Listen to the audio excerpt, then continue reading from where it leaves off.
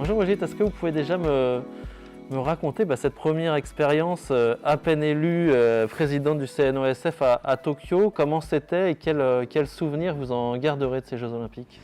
Bonjour d'abord, et je vous avoue qu'heureusement que je m'étais préparé psychologiquement, donc je savais que ça allait être dense, donc ça l'est, et ça l'est toujours.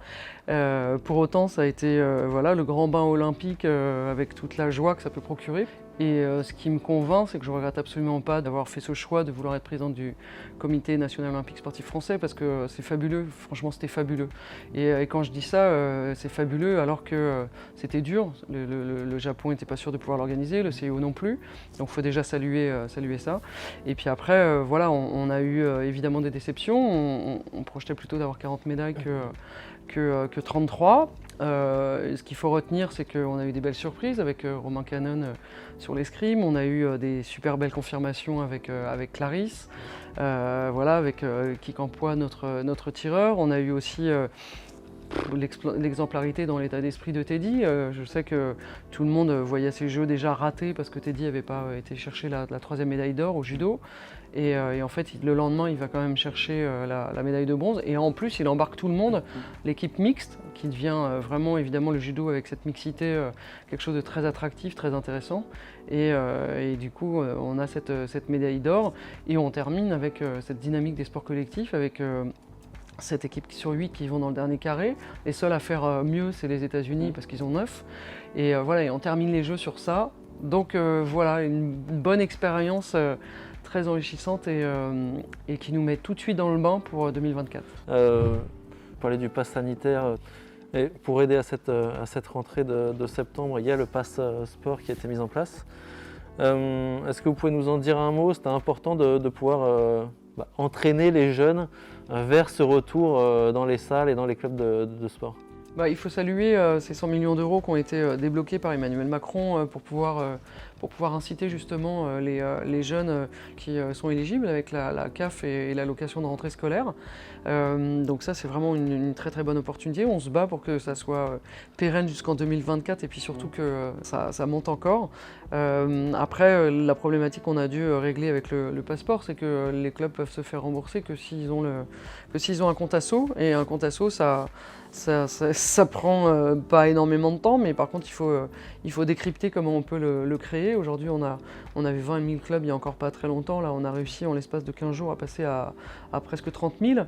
Donc ça aussi c'est le CNOSF qui s'est mobilisé pour aider les fédérations et on a mis vraiment une hotline en ligne pour que en fait, tous les clubs puissent appeler soit le CNOSF soit les GDOS, parce qu'on a aussi c'est les GDOS en fait qui accompagnent ce dispositif. En tout cas ce que je peux vous dire, c'est qu'on est vraiment hyper mobilisé. Pour vous donner un ordre d'idée, on a un objectif de 500 comptes asso à créer par jour.